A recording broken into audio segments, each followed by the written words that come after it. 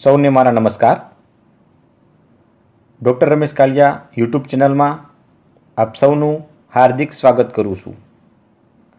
તમે જો મારી આ ચેનલને સબસ્ક્રાઈબ ન કરી હોય તો સબસ્ક્રાઈબ કરો અને લાઈક આપો, જેથી કરી અમારા આવનારા દરેક નવા વિડીયોનું નોટિફિકેશન મળતું રહે.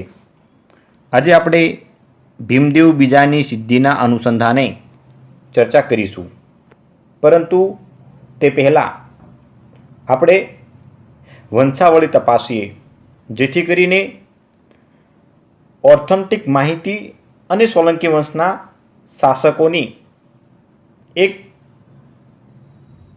માહિતી મેળવવા માટે કાળક્રમ અને વંશાવળી માટે યોગ્ય માહિતી મળી શકે. આપણે છેલ્લે કુમારપાળના અનુસંધાને માહિતી મેળવી હતી. તેમાં ખાસ કરીને કુમારપાળના પિતાનું નામ ત્રિભુવનપાલ હતું, જેમને 3 પુત્રો હતા. તેમાં એક કુમારપાળ, 2 મહિપાલ અને ત્રીજો પુત્ર હતો કીર્તિપાલ. કુમારપાળના અવસાન બાદ પાટણની ગાદી ઉપર તેનો ભાઈ મહિપાલનો પુત્ર અજયપાલ ગાદી ઉપર આવ્યો હતો, અને અજયપાલને 2 દીકરાઓ હતા. અજયપાલના અવસાન બાદ પાટણની ગાદી ઉપર મૂળરાજ બીજો એ સત્તા સ્થાને આવ્યો હતો, જે ગુજરાતના ઇતિહાસમાં બાળ મૂળરાજ તરીકે પણ ઓળખવામાં આવે છે. અને મૂળરાજ બીજાના અવસાન બાદ તેનો ભાઈ ભીમદેવ બીજો એ સત્તા સ્થાને આવ્યો હતો. આ ભીમદેવ બીજો એ સોલંકી વંશના શાસકોમાં સૌથી વધારે શાસન ભોગવ્યું હતું. તેના અનુસંધાને આજે આપણે માહિતી મેળવવાની છે. આમ મૂળરાજ બીજાના અવસાન બાદ તેનો ભાઈ ભીમદેવ બીજો ગુજરાતના સોલંકી વંશના શાસક તરીકે પાટણની ગાદી ઉપર નિયુક્ત થયો હતો. ભીમદેવના પિતાનું નામ અજયપાલ હતું અને અજયપાલના માતાનું નામ કપૂરાદેવી હતું, જે ભીમદેવ બીજાના ઉછેર માટે પોતાના રાજવંશીય વિચારો અને સંસ્કારોનું તેને સિંચન કર્યું હતું. મૂળરાજ બીજાના અવસાન બાદ ભીમદેવ બીજો ઈસવીસન 1178માં સોલંકી વંશના શાસક તરીકે એ નિયુક્ત થયો હતો. આમ જોઈએ તો ભીમદેવ બીજો એ ગુજરાત વંશના સોલંકી વંશના શાસકોમાં સૌથી વધારે તેને શાસન ભોગવ્યું હતું. પરંતુ ભીમદેવ બીજાના સમયમાં જે અનેક ઘટનાઓ ઘટી હતી કે જેના કારણે ગુજરાતમાં સોલંકી વંશની સત્તા દિન પ્રતિદિન એ નિર્બળ પુરવાર થતી હતી. અને તેના કારણે ભીમદેવ બીજાએ પોતાના શાસનકાળમાં જે અલગ અલગ સિદ્ધિઓ હાંસલ કરી હતી તેની પણ ઇતિહાસમાં નોંધ કરવામાં આવેલી છે. ખાસ કરીને ભીમદેવ બીજો જે રહેલો છે તેણે તેના શાસનકાળ દરમિયાન અજમેર રાજ્ય ઉપર, જે શાકંભરી રાજ્ય તરીકે પણ ઓળખવામાં આવે છે, એ અજમેર રાજ્ય ઉપર આક્રમણ કરી અને તેના શાસક સોમેશ્વરને પરાજિત કરી, અને આ યુદ્ધમાં સોમેશ્વરનું અવસાન થયું હતું. અને આ સમયે સોમેશ્વરનો પુત્ર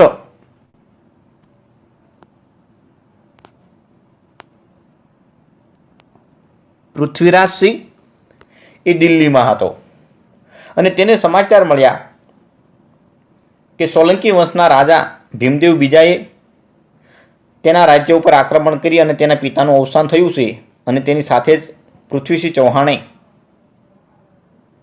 ગુજરાત ઉપર આક્રમણ કરી અને વિજય પ્રાપ્ત કર્યો હતો અને તેના કારણે તેને તેના પિતાનું જે અવસાન થયું હતું તેનો તેને બદલો લીધો હતો. આ ઉપરાંત ભીમદેવ બીજાના સમયગાળા દરમિયાન સત્તા ધીમે ધીમે કરતાં એ નિર્બળ પુરવાર થતી હતી, કારણ કે તે એક નિર્બળ શાસક તરીકે એ સત્તા ઉપર આવ્યો હતો. તેના કારણે ભીમદેવ બીજાને જે વારસામાં સામંત રાજ્યો જે પ્રાપ્ત થયા હતા તે ઘણા બધા રાજ્યો ધીમે ધીમે કરતા સોલંકી વંશનું સામંત પદ ફેંકવી અને સ્વતંત્ર રાજ્ય તરીકે શાસન ચલાવવા લાગ્યા હતા. આ ઉપરાંત ભીમદેવ બીજાના સમયગાળા દરમિયાન જે પાડોશી રાજ્યો રહેલા હતા તે પણ ધીમે ધીમે એ શક્તિશાળી બનતા જતા હતા અને પૂર્વ તથા પશ્ચિમ દિશાની અંદર પણ રાજનીતિના અનુસંધાને પરિવર્તનો થયેલા આપણને જોવા મળે છે. તેમાં ખાસ કરીને ભીમદેવ બીજાના સમયમાં કલ્યાણીના ચાલુક્ય સત્તાનો અંત આવ્યો અને દેવગિરીમાં યાદવોની સત્તાનો એ ઉદ્ભવ થયો હતો. આમ ભીમદેવ બીજાના સમયમાં જે દેવગિરીમાં યાદવ સત્તાઓનો જે ઉદય થયો અને આ યાદવો જે રહેલા છે તેમણે પોતાની શક્તિનો પરચો માત્ર ગુજરાતની જ નહીં પરંતુ પાડોશી રાજ્યો ઉપર પણ પોતાની સત્તા સ્થાપિત કરવા માટેના પ્રયત્નો કર્યા હતા.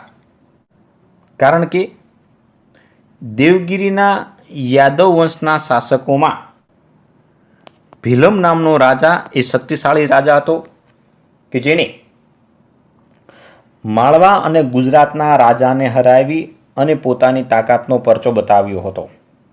આ ઉપરાંત ભીમદેવ બીજાના સમયમાં મોહમ્મદ ઘોરીના સુબા એ કુતબુદ્દીન ઐબકે પણ ગુજરાતમાં 2 વખત આક્રમણો કર્યા હતા.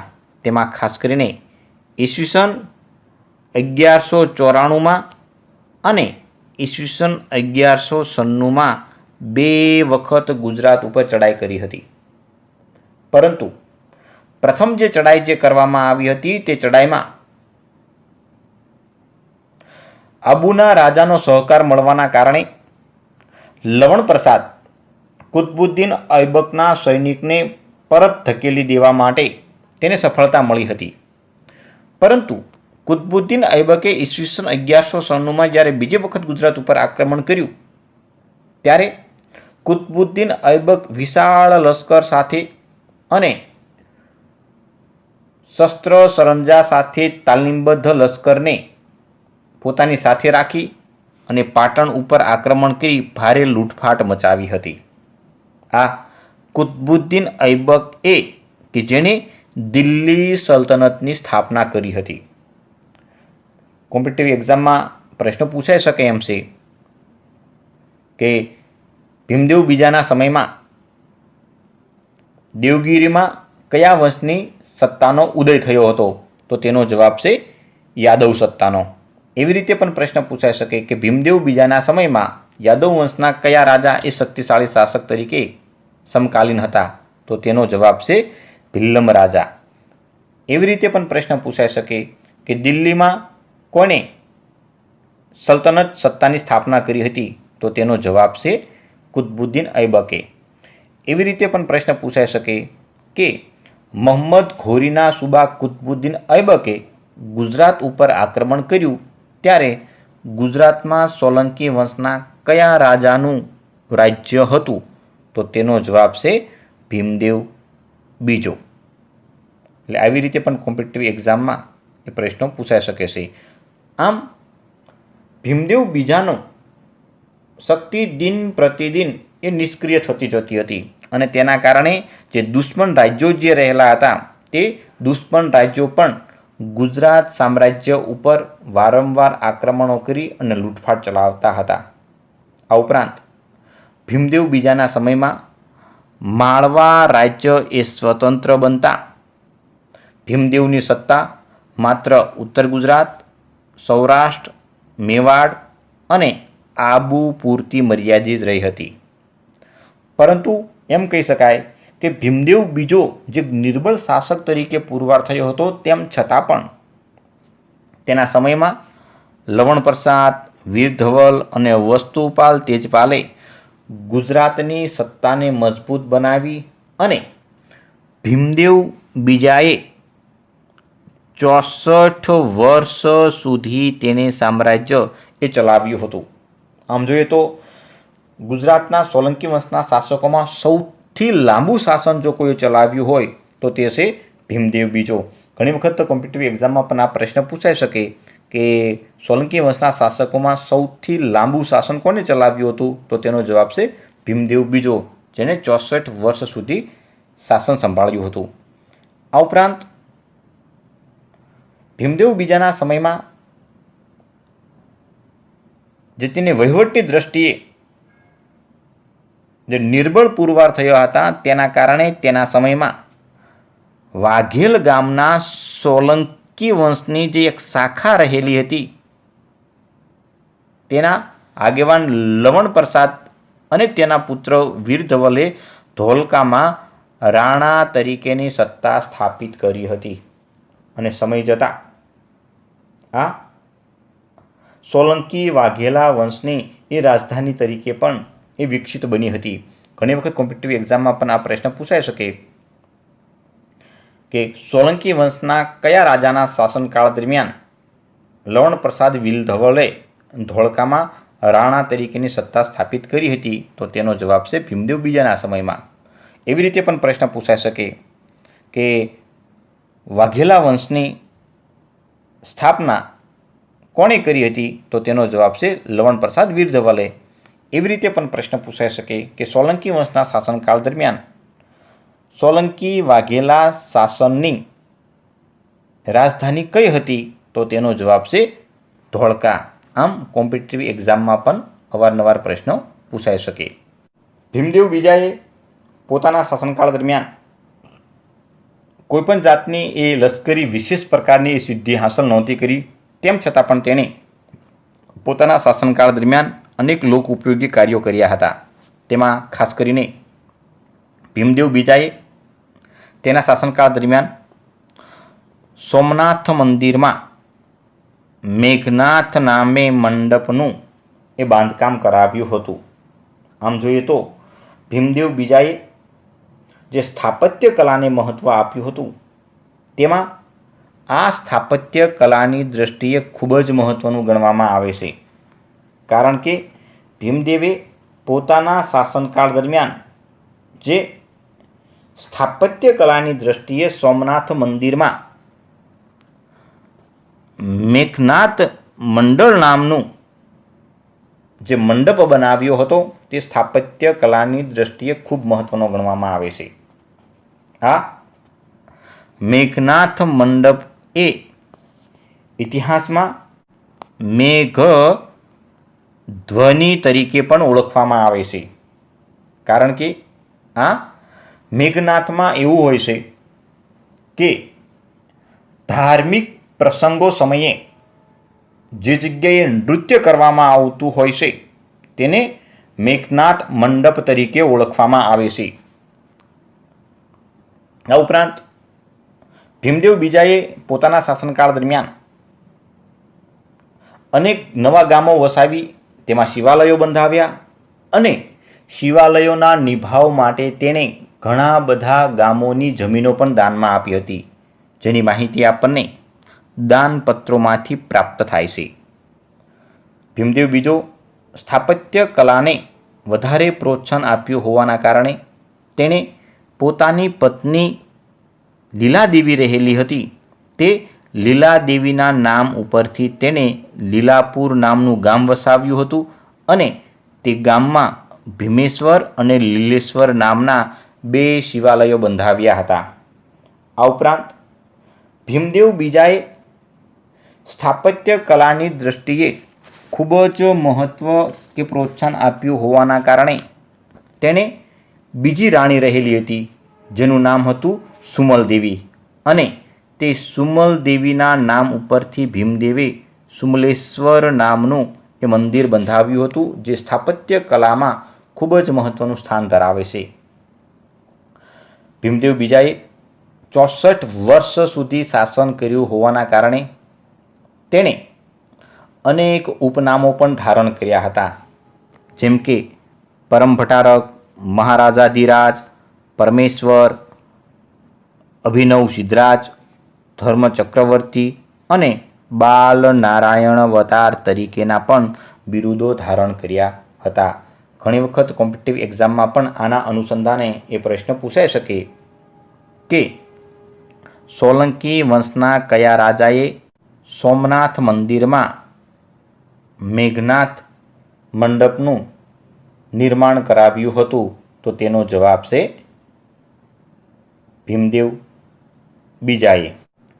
એવી રીતે પણ પ્રશ્ન પૂછાઈ શકે કે ભીમદેવ બીજાએ પોતાની પત્નીના નામ ઉપરથી કયું ગામ વસાવ્યું હતું? તો તેનો જવાબ છે લીલાપુર નામનું ગામ. એવી રીતે પણ પ્રશ્ન પૂછાઈ શકે કે સોલંકી વંશના કયા રાજાએ લીલાપુર નામનું ગામ વસાવ્યું હતું? તો તેનો જવાબ છે ભીમદેવ બીજાએ. એવી રીતે પણ પ્રશ્ન પૂછાઈ શકે કે સોલંકી વંશના કયા રાજાએ ભીમેશ્વર અને લીલેશ્વર નામના 2 શિવાલયો બંધાવ્યા હતા? તો તેનો જવાબ છે ભીમદેવ બીજાએ. એવી રીતે પણ પ્રશ્ન પૂછાઈ શકે કે ભીમદેવ બીજાએ લીલાપુર નામનું ગામ વસાવી તે ગામમાં કયા 2 શિવાલયો બંધાવ્યા હતા? તો તેનો જવાબ છે ભીમેશ્વર અને લીલેશ્વર. એવી રીતે પણ પ્રશ્ન પૂછાઈ શકે કે સોલંકી વંશના શાસકોમાં કયા રાજાએ અભિનવ સિદ્ધરાજ તરીકે બિરુદ મેળવ્યું હતું? તો તેનો જવાબ છે ભીમદેવ બીજાએ. આમ ભીમદેવ બીજાએ સોલંકી વંશના શાસકોમાં સૌથી વધારે એ લાંબુ શાસન ચલાવ્યું હતું, જેનું ઈસવીસન 1242માં અવસાન થયું હતું.